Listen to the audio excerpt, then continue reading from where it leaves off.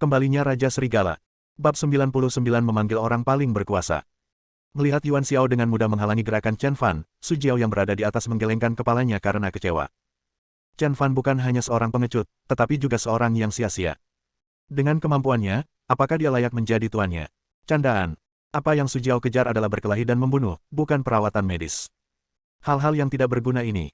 Jika kemampuan tempur Chen Fan sama bagusnya dengan keterampilan medisnya, dia mungkin mempertimbangkannya, tetapi sekarang. Tepat pada saat ini, Chen Fan tiba-tiba menyerbu keluar dan menamparkan wajah Yuan Xiao. Kemudian dia berbalik dan meninju dagu gangster berambut kuning itu. Ledakan. Sebelum penjahat berambut kuning itu bisa berteriak, Chen Fan menendang betis orang lain di depannya dengan kaki kirinya. Begitu orang ketiga jatuh ke tanah, Chen Fan mendekat dan menjatuhkan orang ketiga. Detik berikutnya, Chen Fan melayangkan pukulan hook kiri dan mengenai leher orang keempat. Orang keempat jatuh ke tanah seperti mie, dan Chen Fan menginjak lutut orang kelima. Dalam sekejap mata, 25 orang yang dibawa Yuan Xiao jatuh ke tanah, semuanya meratap di tanah, tidak memiliki kekuatan untuk melawan. Cepat, terlalu cepat, kecepatan serangan Chen Fan terlalu cepat. Di lantai 2, Su Jiao tercengang. Dia hendak pergi karena kecewa, tetapi ketika dia berbalik, dia melihat keributan di lantai bawah dari sudut matanya. Awalnya saya pikir itu adalah penglihatan tepi. Tetapi ketika dia tiba-tiba menoleh ke belakang, dia mendapati lebih dari 20 orang yang dibawa Yuan Xiao semuanya tergeletak di tanah. Bagaimana ini mungkin? Hanya butuh 5 detik untuk berbalik, tetapi dia melenyapkan 25 orang dari Paviliun Qinglong, termasuk Master Paviliun Yuan Xiao, dalam waktu 5 detik. Bagaimana ini mungkin? Bagaimana ini mungkin? Dada Su Jiao naik turun. Dia pikir dia cukup mampu bertarung, tetapi dia tidak bisa menghadapi 25 orang dalam 5 detik. Mata Sister Ye juga terbuka lebar. Dia tidak bisa mempercayainya dan tidak bisa membayangkannya. 25 orang ini semuanya adalah penjahat terlatih dari Paviliun Qinglong, bagaimana mereka semua bisa dikalahkan dalam satu pertemuan. Wajah Yuan Xiao juga dipenuhi dengan keterkejutan.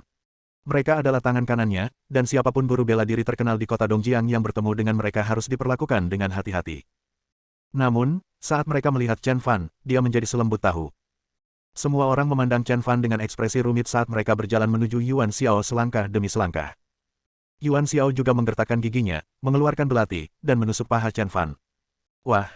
Chen Fan telah menduga hal ini dan menendang pergelangan tangan Yuan Xiao, membuat belati itu melayang sejauh 3 meter.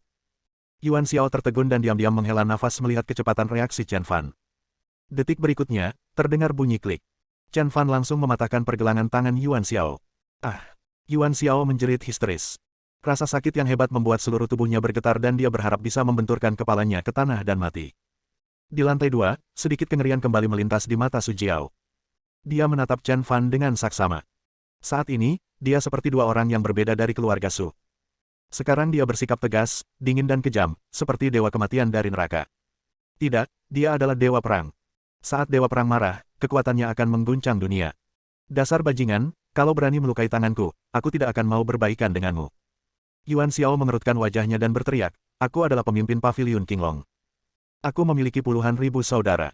Hari ini aku akan memastikan kamu tidak mendapat masalah. Paviliun Qinglong dikenal sebagai kekuatan nomor 1 di kota Dongjiang. Setiap kali Paviliun Qinglong disebutkan, semua orang ketakutan dan takut padanya.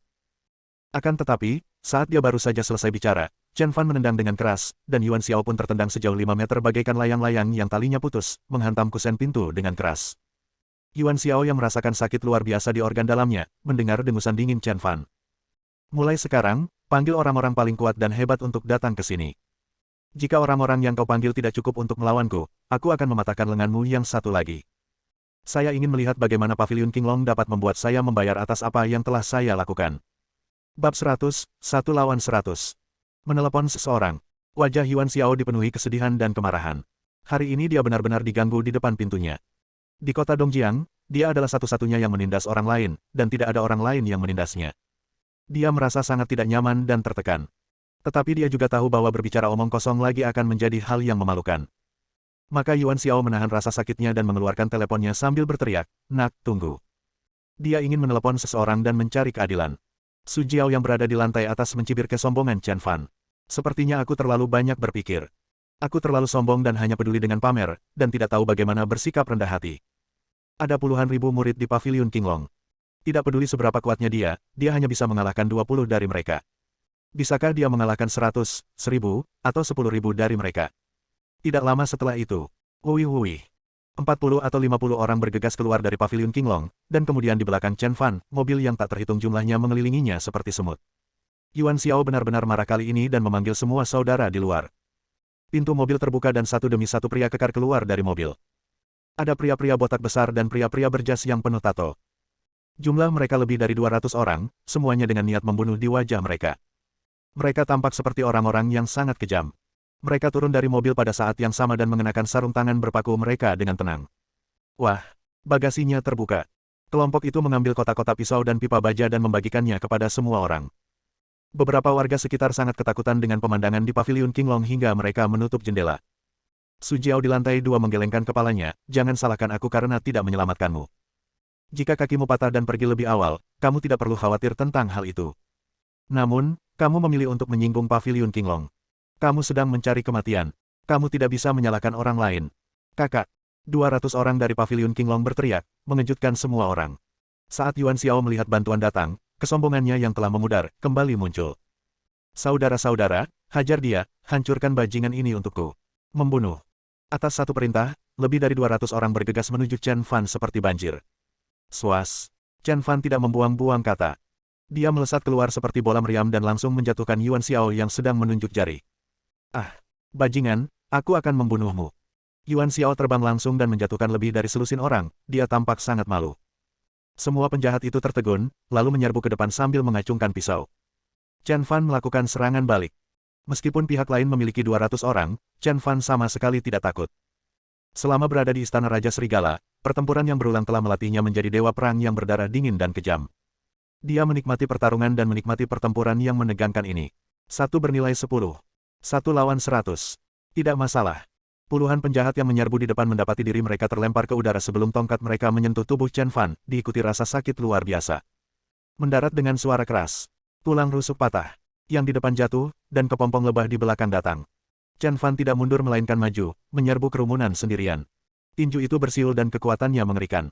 Satu pukulan, satu bagian. Satu tendangan, satu bagian.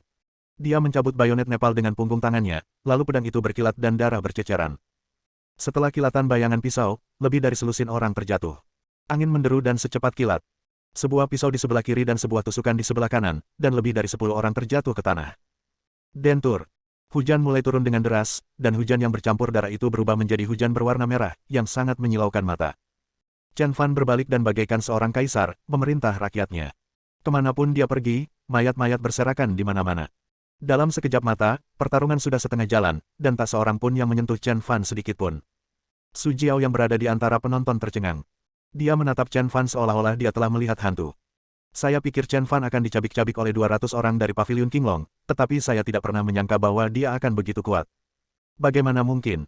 Bagaimana dia bisa begitu kuat?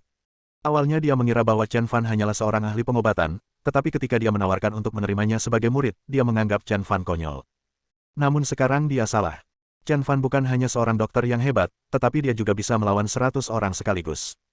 Kekuatan tempurnya telah mencapai tingkat yang mengerikan. Dia tidak bisa menerimanya, dia tidak bisa menerimanya. Sekarang, dia merasa amat bersalah, menyalahkan dirinya sendiri karena tidak menyetujui permintaannya.